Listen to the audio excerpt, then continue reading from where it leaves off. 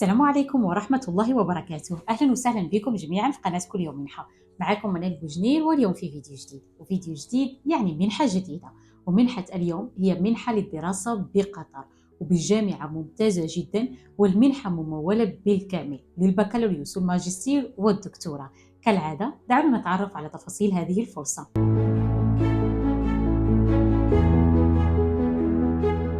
منحة اليوم لكل المهتمين بالدراسة بدولة قطر، وليس بأي جامعة. جامعة حمد بن خليفة من أفضل الجامعات بدولة قطر، والمنحة ممولة بالكامل.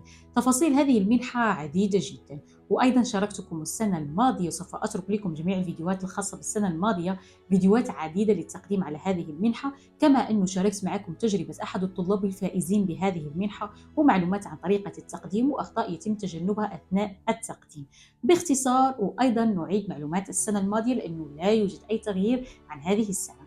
منحة جامعة حمد بن خليفة هي منحة مقدمة من طرف الجامعة، تمنح لكل الطلاب الدوليين. حتى وإن كنت مقيم داخل قطر يمكنك التقديم لهذه المنحة، والمنحة تشمل البكالوريوس والماجستير والدكتوراه. كالعادة نتحدث عن الشروط قبل المميزات. شروط هذه المنحة ليست بالمعقدة، لا يوجد هناك شرط للعمر أو حد أقصى للعمر. مهما كان عمرك عندك الحق في الحصول على منحة ممولة بالكامل للدراسة بقطر. أيضا لا يوجد هناك رسوم للأبليكيشن، يعني أن التقديم لهذه المنحة مجاني 100%. بالنسبة أيضا للانترفيو، الانترفيو قد يكون وقد لا يكون على حسب التخصص اللي اخترت دراسته، وأيضا على حسب لجنة الجامعة ولجنة المنحة. إذا وجدوا أنه يحتاجون إلى عمل مثلا انترفيو معك فسوف يتم عقد ذلك. أكيد الانترفيو يكون باللغة الإنجليزية، والدراسة تكون باللغة الإنجليزية، إلى بعض التخصصات التي تكون باللغة العربية مثل التخصصات التي لها علاقة بالشريعة والدراسات الإسلامية. بالنسبة للتخصصات التي تشملها هذه المنحة تخصصات عديدة جدا، ولكن سوف أركز على فئتين: فئة البكالوريوس وفئة الدكتوراه. بالنسبة للبكالوريوس متاح أمامكم تخصص واحد، هو العلوم وعلوم الحاسوب أو هندسة الحاسوب. أما بالنسبة للدكتوراه أيضا أمامكم علوم كثيرة جدا، بما فيها العلوم القضائية والعلوم الإنسانية الاجتماعية، البيولوجيا والعلوم الصحية، الدراسات الإسلامية، الاقتصاد الإسلامي، طاقات والبيئة، اللوجستيك وعلوم الكمبيوتر. وبالتالي تغطي مجالات عديدة جدا. أما بالنسبة للماجستير فتخصصات كثيرة جدا جدا، كل فرع من الفروع سوف تجد فيه تخصصات معينة لمرحلة الماجستير. طيب الآن بالنسبة لبعض الشروط الأخرى التي ممكن أن تكون عائق أثناء عملية التقديم، واللي هي أكيد اللغة الإنجليزية. اللغة الإنجليزية من متطلبات عملية التقديم، أي إثبات يثبت مستواك في اللغة الإنجليزية، لكن أكيد لا يتماشى مع متطلبات الكورس اللي أنت اخترته.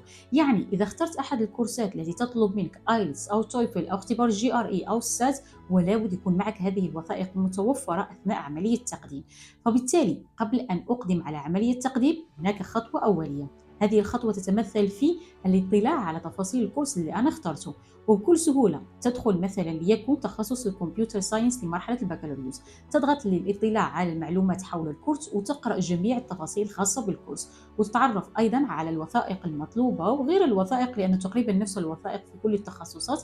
نتعرف على ما هو مهم فيما يخص الشهادات الأساسية باللغة أو الخاصة باللغة، وأيضا الشهادات الخاصة بالاختبارات لولوج مرحلة بكالوريوس في جامعة حمد بن خليفة. الوثائق مهم جدا ننتبه لها قبل الإقدام على عملية التقديم. الآن بالنسبة لشرط اللغة الإنجليزية، شرط العمر، رسوم الأبليكيشن، الانترفيو، العمر غير موجود. طيب ماذا عن المعدل؟ المعدل بالنسبة للبكالوريوس لا يهم، كل الأشخاص يمكنها التقديم، لكن ننتبه أن معايير الاستفادة من هذه المنحة هي الاستحقاق الأكاديمي. وتذكروا معي كلمة معايير، سوف أعود لها بعد قليل. لكن بالنسبة للماجستير والدكتوراه مهم جدا أن ننتبه لشرط المعدل. شرط معدل ليس صعب أو تعجيزي، يكون 3 من 4 في GPA. تمام؟ يعني معدلك التراكمي يكون لمرحلة البكالوريوس أو مرحلة الماجستير 3 من 4 مينيموم. واضح الآن؟ طيب بالنسبة للجنسيات كما ذكرت لا يوجد هناك أي حدود جغرافية. نتحدث الآن عن المميزات. خلونا نكون متفقين أن المنحة كتكاليف الدراسة قد تشمل تكاليف 100%، قد تشمل 35% فقط. يعني الدراسة أو تكاليف الدراسة أو مصاريف الدراسة بجامعة قطر في الأصل يجب دفع كل الرسوم. تمام؟ لكن إذا أنت عندك منحة، المنحة تختلف من طالب لآخر. ممكن المنحة تغطي 35%، ممكن 50%، ممكن أكثر من ذلك، إلى أن تصل 100% اللي هي إعفاء كامل. هذا يعني أن هناك نسبة حظوظ أكبر في الفوز بهذه المنحة، حتى وإن لن تغطي لك كل التكاليف الدراسية، ولكن لازال هناك إمكانية أن تغطي جزء من تكاليف الدراسة. بجانب هذا لدينا السكن، لدينا تذاكر الطيران، ولدينا أيضا راتب شهري. بالنسبة للراتب الشهري فهو غير محدد كم بالضبط، يختلف من مرحلة أكاديمية لأخرى وأيضا من تخصص إلى آخر. طيب بالنسبة للفائز بالمنحة اللي تواصل معنا السنة الماضية، كان أخبرنا أنه بنسبة كبيرة جدا جدا الطلاب الذين يدرسون في جامعة حمد بن خليفة حاصلين على منح دراسية، والمرتب كافي جدا جدا للمعيشة في قطر. هذا غير أنهم يتكلفون ويغطون كل النفقات التي تحتاج كما ذكرت من سكن، والسكن جيد جدا ومريح، بالإضافة إلى تذاكر الطيران، وأيضا تشمل تذكرة طيران واحدة للعودة إلى بلدك مرة في السنة. يعني لست مضطر للبقاء طول مدة الدراسة داخل قطر، يمكنك أن تعود لبلدك، لكن أكيد هناك شروط أنك تكون أنهيت الامتحانات وما إلى ذلك. طيب هذه المعلومات غير مذكورة في الموقع الرسمي، تمام، ولكن هي بناء من تجربة أحد الفائزين بالمنحة. طيب الآن بالنسبة لمدة الدراسة، بكالوريوس سوف يدرس مدة 4 سنوات، ماجستير 2 سنين، والدكتوراه 3 سنوات. بالنسبة للأشخاص الذين يريدون التقديم لمرحلة الدكتوراه، ولابد أن ننتبه، ربما يكون هناك متطلبات أخرى أثناء عملية التقديم، مثل إذا عندك أي أبحاث تم نشرها سابقا، أو إذا عندك أي مقترح بحثي تريد التقديم عليه مثلا لمرحلة الدكتوراه، تمام. وأيضا نطلع مرة أخرى إذا كان هناك أي متطلبات إضافية. طيب الآن نتحدث عن الوثائق. الوثائق هي مثل جواز السفر، كشف الدرجات، شهادة التخرج أكيد إن وجدت، وإذا غير موجودة شهادة تثبت أنك في آخر سنة من مرحلة البكالوريوس. بالإضافة نحتاج إلى خطابات التوصية وخطاب النية. طيب بالنسبة لرسائل التوصية يفضل أنها تكون أكاديمية بنسبة كبيرة، تمام. بالنسبة لخطاب النية، يكون خطاب النية لا يتجاوز عدد الكلمات المسموح بها، هي من 300 ل 500 كلمة. وأكيد شهادة لغة إنجليزية إن تم طلب ذلك في التخصص اللي اخترته. ونفتح قوس مهم جدا أنه يمكن الإعفاء من شهادة اللغة الإنجليزية إذا درست سابقا بلغة إنجليزية. يعني إذا كانت مرحلة البكالوريوس بالإنجليش يكفي أنك تحضر وثيقة تثبت أن مرحلة البكالوريوس كانت بالإنجليش، هذا فقط. طيب هنا خلونا نتحدث عن نقاط مهمة جدا جدا بالنسبة للتقديم على هذه المنحة وكل الأشخاص المهتمة. أولا، لا تقدم على أي تخصص إلا بعد أن تطلع على كل التفاصيل من الموقع الرسمي. ثانيا، حاول أن توفر شهادة لغة إنجليزية لأنه هذا سوف يزيد من نسبة القبول. ثالثا، بالنسبة لخطاب النية ركز على النقط التالية. نركز على لماذا اخترت هذا التخصص، ولماذا تريد الاستفادة من المنحة، ونركز أيضا على أهدافك المستقبلية بعد التخرج. بالإضافة لا ننسى أن الوثائق تكون PDF، ويكون كل الوثائق تم تصويرها بشكل جيد، ويفضل أن يكون سكان للوثائق. والآن نعود للنقطة الأولى اللي ذكرت في البداية اللي هي المعايير. المعايير مهمة جدا، والمعايير هي عبارة عن كلمات مفتاحية أعطيها لكم في الفيديو بحيث تستخدمونها أثناء كتابة الخطاب النية. معايير كالتالي: الاستحقاق الأكاديمي، يعني كل ما كان درجاتك جيدة كل ما كان جيد، وبجانب الدرجات كل ما كنت أكيد طالب نشيط داخل الجامعة أو عندك مشاركات وعندك أنشطة اجتماعية وتطوعية مثلا كل ما كان جيد. وثانيا بالنسبة للوضع المادي، وهنا عندما قلت لكم ماذا في خطاب النية أنك تذكر لماذا تحتاج هذه المنحة، تمام. تحاول أن تعبر عنه بشكل لطيف ويكون واضح، من دون ما يكون والله ظروفي كذا ويكون فيها إثارة للشفقة. لا، ليس هذا هو المقصد من أنه يكون ظروفك المادية غير كافية لتمويل دراستك بقطر، تمام. طيب هذه أهم النقاط التي نحتاج التطرق لها إذا أنا مهتم بالتقديم على منحة جامعة حمد بن خليفة. يكفيك الاطلاع على هذه التفاصيل وبعدها تقدم على عملية التقديم. وأكيد لا تنسوا إذا مهتمون بالتقديم على منحة جامعة حمد بن خليفة يمكنكم التواصل معنا. احنا أوريدي بدأنا في استقبال الطلبات تقريبا منذ أكثر من شهر، لكن سارعوا بالتقديم لأن آخر موعد للتقديم هو 1 فبراير. فعليا ليس هناك وقت كافي جدا لأن خطاب النية يحتاج وقت في الكتابة، فسارعوا بالتسجيل معنا حتى يتم التقديم لكم في الوقت المناسب. بالإضافة لا ننسى نقطة مهمة جدا، أن هذه المنحة لا تشمل اصطحاب العائلة. يعني إذا كنت شخص متزوج أو عندك أسرة لن يتم تمويل الأسرة أيضا، تمام. هذا كل شيء بالنسبة لفيديو اليوم. أتمنى إن شاء الله أنها تكون معلومات مفيدة لكم وساعدتكم في التعرف على المنحة بشكل أكبر. أكيد إذا عندكم أي استفسارات يمكنكم تركوها في التعليقات، وأهلا وسهلا بكل استفساراتكم. ألقاكم في الفيديو القادم إن شاء الله. دمتم بخير والسلام عليكم ورحمة الله وبركاته. طيب الآن مع طريقة التقديم. في البداية كأول مستخدم تذهب لخانة Create Account، وبكل سهولة هو الابليكيشن شيئا ما تغير عن السنة الماضية. نقوم بوضع البيانات الأساسية من حيث الاسم، الإيميل، الإيميل، تضغط على confirmation للإيميل، تاريخ الميلاد، الإقامة، هل أنت شخص قطري أو مقيم في قطر أو طالب دولي، فتضغط على طالب international. تمام. رقم الهاتف مع كود الدولة. هنا أيضا بالنسبة للتاريخ الذي تريد التسجيل فيه اللي هو خريف 2024. بالنسبة للمستوى الأكاديمي فهو undergraduate اللي هو بكالوريوس، مثلا أنا اخترت فقط بكالوريوس كمثال.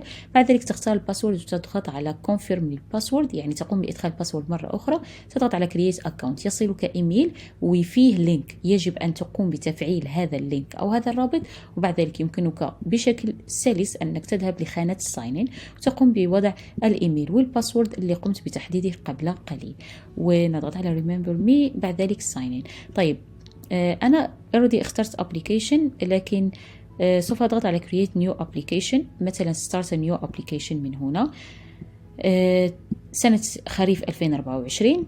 تمام. بعد ذلك submit. خطوات تقديم سهلة جدا جدا. أنا كنت اخترت سابقا بكالوريوس اللي هو في مجال هندسة الحاسوب، فأولا تايب هو international. هذه المرة الأكاديميك بروجرام ليس عندي اختيارات مثلا البكالوريوس مرة أخرى لأني اخترته سابقا، فعندي مثلا graduate certificate في الإسلاميك فينانس مثلا، عندي الفايل وبعدين save and continue وتكمل كل الخطوات الأخرى. بعد ذلك بالنسبة للوثائق تضغط على هنا من أجل تحميل الوثائق على حسب كل تخصص والوثائق المطلوبة. بالنسبة للبكالوريوس وجدت لا يوجد هناك تخصص يعني وثائق مطلوبة لتحميلها، وهنا سوف أريكم فقط كيف ملأت الابليكيشن. طيب أولا ضغطت على الباشلر أوف ساينس، تمام، وتاريخ التسجيل أو بدء الدراسة. بعد ذلك كان هناك personal information نضغط عليها من هنا، نقوم أيضا بملء هذه البيانات. طيب بالنسبة للطلاب المغاربة بالجزائر أيضا موريتانيا، الاسم مكون من اسمين فقط، الاسم الشخصي والاسم العائلي، لكن بالنسبة لإخواتنا في الشرق الأوسط والخليج الاسم يكون من 3 أسماء، الاسم واسم الأب واسم الجد أيضا، فبالتالي لدينا الميدل نيم يجب وضعه. بالنسبة للمغرب العربي لا نقوم بوضع الميدل نيم، تظل فارغة. بالنسبة للإيميل أيضا رقم الهاتف، رقم يعني هنا الكود وهنا رقم الهاتف، هنا رقم يعني عفوا هنا رقم التليفون اللي هو الثابت أو الهوم فون، وهنا رقم الشخصي تمام اللي هو الموبايل، وهنا هل أنت مقيم في قطر، العنوان، البلد، المدينة، أيضا بيانات شخص للتواصل معه في حالة الطوارئ، مثلا الاسم الأول، الاسم الأخير، علاقتك بهذا الشخص، ورقم هاتف هذا الشخص. بعد ذلك تضغط على save and continue. تمام. وإذا أنت تريد مثلا أن تفصل الآن وتكمل الابليكيشن مثلا بعد 2-3 اليوم الموالي، تضغط فقط على save application. أوكي. طيب بعد ذلك عندنا demographics. طيب هنا في أسئلة خاصة بالجنس، هل أنت ذكر أو أنثى، الماريتال status يعني هل يعني divorce single إلى آخره، تاريخ الميلاد، بلد الميلاد، وهل الأم مواطنة قطرية، وأيضا هنا بالنسبة للcitizenship أنت قطري مقيم في قطر أو international، هنا الجنسية، رقم جواز السفر والتاريخ الذي ينتهي فيه جواز السفر. بعد ذلك save and continue كالعادة. طيب هنا لدينا معلومات عن الهاي سكول، لأنه نحن الآن على يعني بصدد تقديم لمرحلة البكالوريوس. تمام. لدينا اسم المؤسسة أو الثانوية، وهنا البلد اللي درست فيه، وأكيد متاح لدينا كل الدول. تمام. وهنا لدينا بالنسبة للآيلتس IBT، إذا أنت I have taken or plan to take the IBT IELTS فتضغط على test name exam date. أوكي. يعني إمتى الاسم IELTS اللي عندك، يعني إما IBT TOEFL أو لا IELTS أكاديميك، يعني IBT المقصود بها TOEFL. تمام. والتاريخ اللي حصلت فيه على الامتحان أو سوف تحصل على الامتحان فيما بعد. طيب بعد ذلك عندنا الإكسات أو ACT. طب أنا كيف ممكن أعرف الاختبارات اللي يجب أن أجتاز؟ من خلال اختيارك للتخصص. تمام. كما ذكرت يجب الاطلاع على التخصص والوثائق المطلوبة. بالنسبة للإكسبيرينس تقوم بوضع الورك إكسبيرينس بهذه الطريقة، تقوم بملء هذه المعلومات عن العمل. وبعد ذلك لدينا additional information واللي هي بسيطة، ما هي لغتك الأم، وهل أنت سجلت سابقا في منحة حمد بن خليفة، وهل عندك أي ممكن من ذوي الاحتياجات أو تحتاج إلى أي مساعدات مثلا أو عندك احتياجات معينة. بعد ذلك نضغط على save and continue. هنا لدينا كيف سمعت بمنحة حمد بن خليفة. ولدينا ما هو العامل الأول الذي يدفعك للتقديم على جامعة حمد بن خليفة، وما هو العامل الثاني الذي يدفعك أو لا جعلك تختار أن تقدم على جامعة حمد بن خليفة. وأكيد هنا راه عندكم اختيارات كثيرة جدا، تمام؟ كونوا أذكياء في الاختيار. هنا بعض الشروط، نوافق على هذه الشروط من نو إلى يس، وبعد ذلك نضع الاسم بشكل صحيح أو لا، هو أوردي سوف يكون مكتوب بناء على البيانات اللي وضعت في البيرسونال انفورميشن، وسيجنيتشر ديت اللي هي التاريخ الذي سوف تقوم بالضغط على فيه بسابميت، وبعد ذلك بريفيو بيفور سابميت، أو ممكن أن تقوم ببرينت للابليكيشن، تطلع على الابليكيشن. مثلا إذا ضغطنا على برينت ابليكيشن سوف يفتح معنا على هذا الشكل، نطلع على كل المعلومات التي قمنا بإرفاقها، إذا كله صحيح تمام نقوم بالضغط على سابميت. وهنا لدينا بالنسبة للوثائق، إذا التخصص اللي اخترته سوف يكون مطلوب منك وثائق معينة، فهو لابد أن يتم إرفاق الوثائق في هذه الخانة. بهذه الطريقة تكون قدمت بنجاح على جامعة حمد بن خليفة، وأتمنى لكم التوفيق يا رب.